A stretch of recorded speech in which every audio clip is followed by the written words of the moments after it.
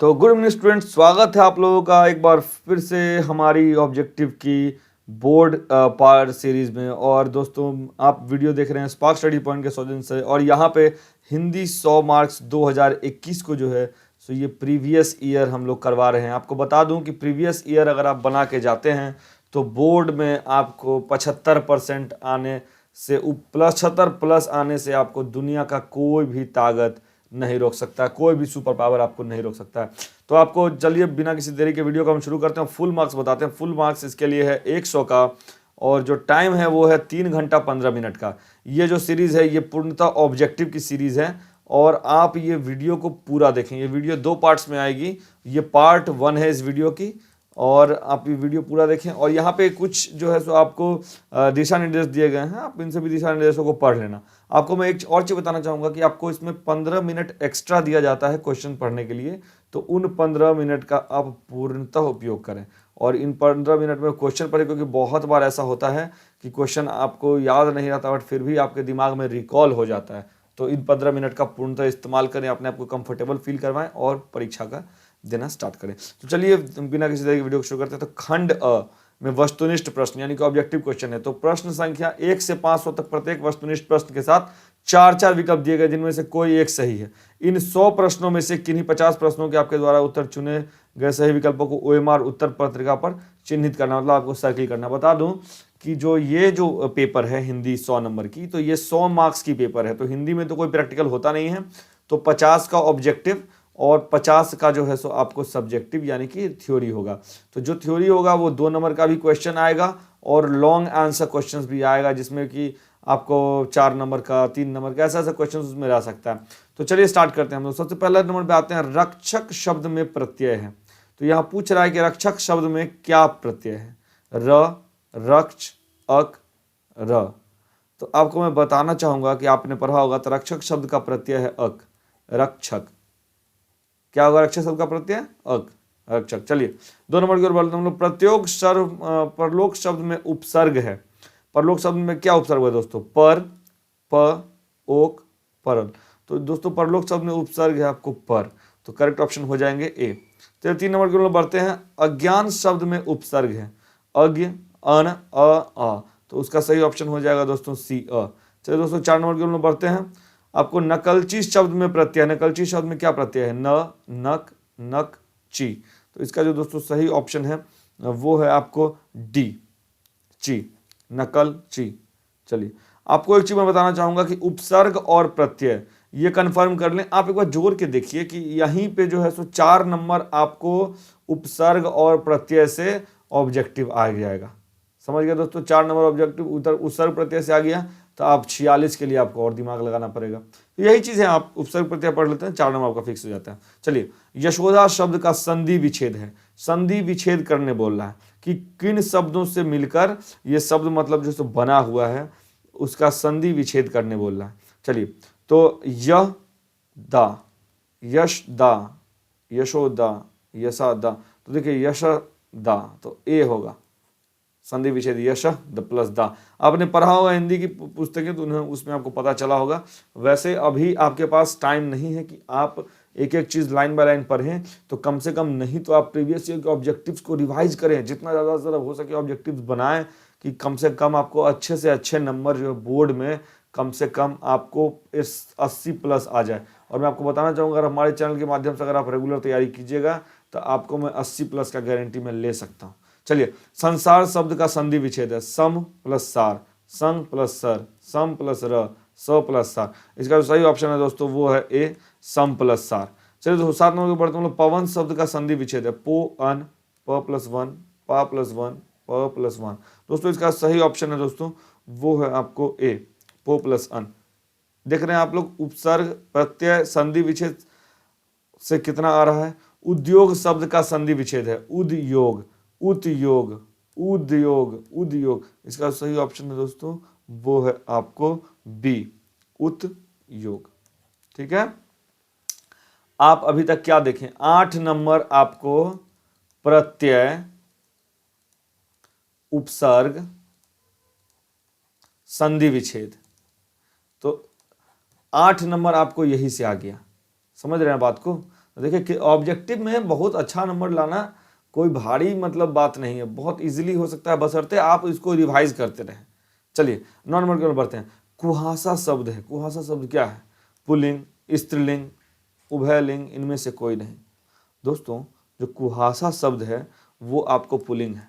क्या बोलते हैं? आज कुहासा बहुत लगा हुआ है, नहीं बोलते हम लोग, समझ गए? तो 10 नंबर की बढ़ते हैं। घी शब्द है, स्त्रीलिंग, पुल्लिंग, उभयलिंग, इनमें से कोई नहीं। तो घी स्त्रीलिंग है। रोटी में घी लगा दो, जिसे नॉर्मली बोला जाता है घी की डिब्बी लाओ। तो अपने नॉर्मली देखे होंगे घी जो शब्द है वो आपको एक स्त्रीलिंग शब्द है, याद करने इसको। 11 नंबर के बढ़ते हैं। लीड बेटर की नज़र में जे कृष्णमूर्ति क्या थे? देखिए यहाँ से आपको जो आपको चैप्टर है वहाँ से क्वेश्चन पूछा जा रहा है। तो लीड बेटर की नज़र में जे कृष्णमूर्ति क्या थे? राज्य शिक्षक, देश शिक्षक, विश्व शिक्षक, गांव शिक्षक। दोस्तों बताना चाहूँगा कि लीड बेटर की नज़र में जो जे कृष्णमूर्ति थे वो विश्व शिक्षक थे। क्या थे वो? विश्व शिक्षक। जे कृष्णमूर्ति क्या थे? विश्व शिक्षक। मेरे बात दोहराइए दोस्तों, तभी याद होगा। 12 नंबर के बढ़ते हम लोग। उदय प्रकाश का जन्म कब हुआ? 1952, 1942, 1930, 1960। दोस्तों बताना चाहूंगा कि उदय प्रकाश का जन्म 1952 ईस्वी में हुआ।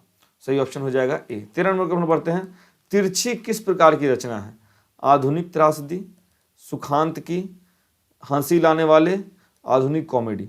तो बताना चाहूँगा आपको जो तिरछी जो रचना है वो एक आधुनिक त्रासदी की रचना है। तिरछी किसकी रचना है? आधुनिक त्रासदी की। चलिए 14 नंबर बढ़ते हैं। मोहन राकेश के बचपन का क्या नाम था? मोहन राकेश के बचपन का क्या नाम था? मदन मोहन गुलगुलानी, कृष्ण मोहन मुगलानी, राधा कृष्ण मुगलानी, रामकृष्ण मुगलानी। दोस्तों बताना चाहूँगा इसका सही ऑप्शन है वो है ए, मदन मोहन गुगलानी। चलिए 15 नंबर में बढ़ते हैं। कवि रघुवर सहाय के पिता का क्या नाम था? कवि जो रघुवर सहाय थे उनके पिता का नाम यहाँ पूछा जा रहा है। तो उनके पिता का नाम क्या था? हरदेव सहाय, हर देव सहाय, हरोम सहाय, राम प्यारे सहाय। दोस्तों बताना चाहूँगा इसका सही ऑप्शन है वो है ए, हरदेव सहाय। तो कवि रघुवर सहाय के पिता का नाम क्या था? हरदेव सहाय। क्या था पिता का नाम? हरदेव सहाय। चलिए 16 नंबर पर बढ़ते हैं हम लोग। बहुत हम क्विकली याद करना है दोस्तों। प्रकृति वर्णन से संबंधित कविता है। गाँव का घर, हार जीत, उषा, साकेत। तो प्रकृति वर्णन से जो संबंधित जो कविता है दोस्तों वो है आपको उषा। प्रकृति वर्णन से संबंधित कौन सी कविता है? वो है उषा। चलिए 17 नंबर को बढ़ते हैं। बताना चाहूँगा हिंदी बहुत कंपल्सरी पेपर है और यही सब पेपर आपका नंबर उठाएगा बोर्ड में, तो इन सब को आप मत छोड़िए, इसको पढ़िए। तो कवियों का कवि किस कवि को कहा जाता है? कवियों का कवि किस कवि को कहा? शमशेर बहादुर सिंह, निराला, प्रसाद, पंत। दोस्तों इसका जो सही ऑप्शन है वो है ए, शमशेर बहादुर सिंह। ठीक है दोस्तों। 18 नंबर में बढ़ते हैं। भूषण की कविता में कौन रस पाया जाता है? श्रृंगार रस, भक्ति रस, वीर रस, वात्सल रस। किसकी कविता है? भूषण की कविता। तो भूषण की जो कविता है उसमें वीर रस पाया जाता है। ये मोस्टली वीरों के लिए लिखा करते तो वीर रस भूषण की कविता में पाया जाता है। उन्हें समझ के बढ़ते हम लोग।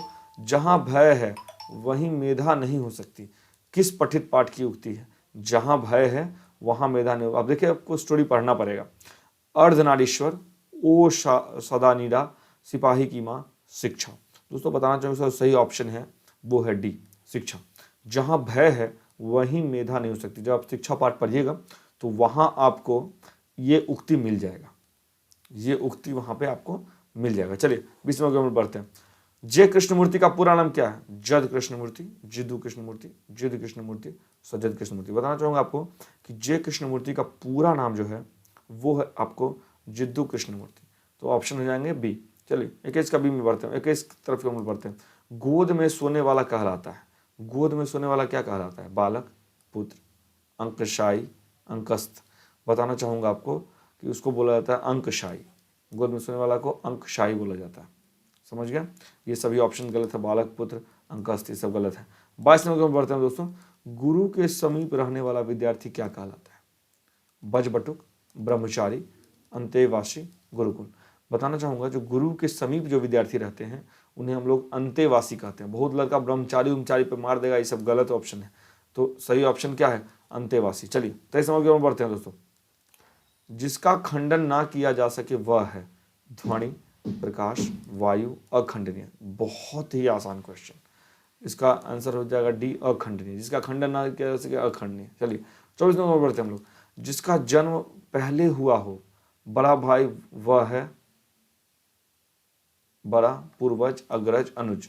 जिसका जन्म पहले हुआ हो, बड़ा भाई मतलब क्या बोला जा रहा है, जैसे आपका बड़ा भाई जो है वह आपका क्या है, तो वह आपका जो है सो अग्रज है, और छोटा भाई आपका क्या है, अनुज है।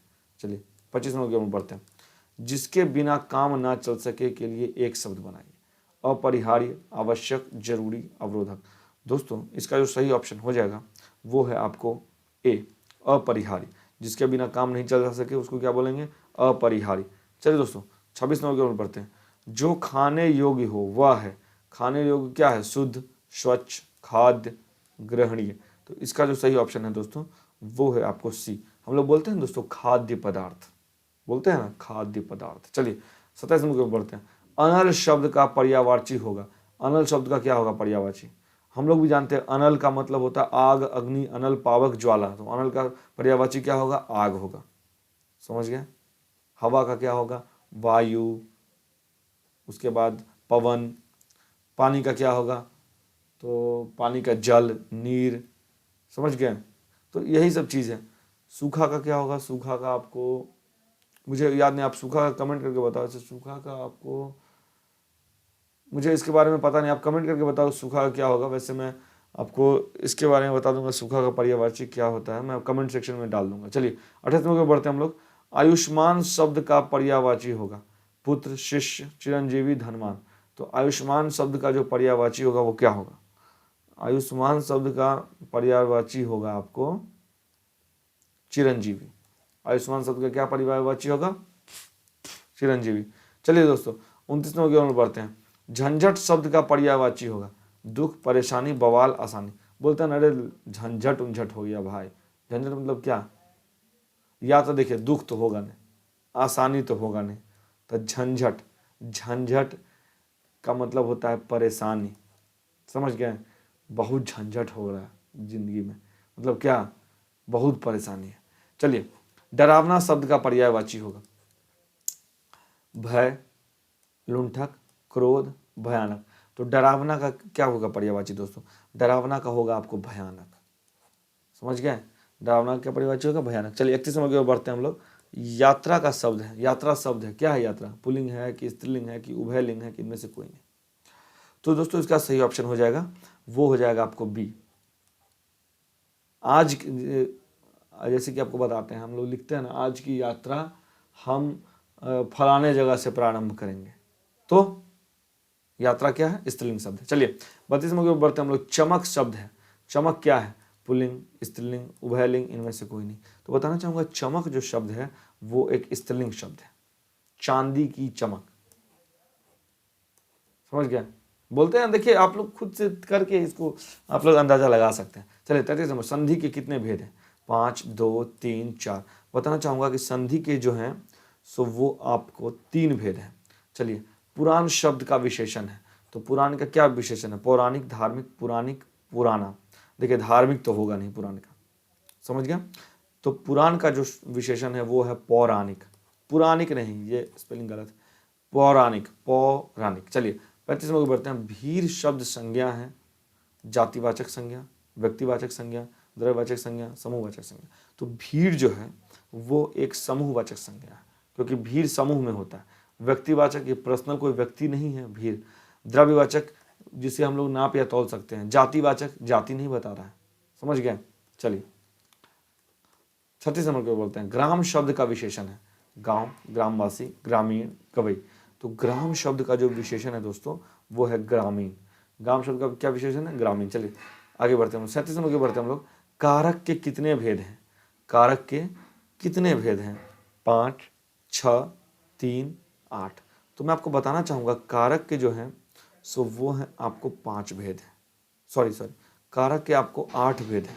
कारक के आपको कितने भेद हैं, कारक के 8 भेद हैं, 5 नहीं होगा, कारक के 8 भेद हैं। चलिए 38 नंबर के रूम में बढ़ते हैं दोस्तों।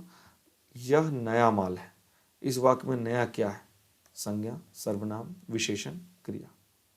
तो इस वाक्य में जो नया है वो विशेषण है। क्यों, नया शब्द जो है सो ये यहाँ पे बता रहा है कि माल कैसा है, मतलब जो सामान है वो कैसा है। तो सामान जो है सो वो नया है।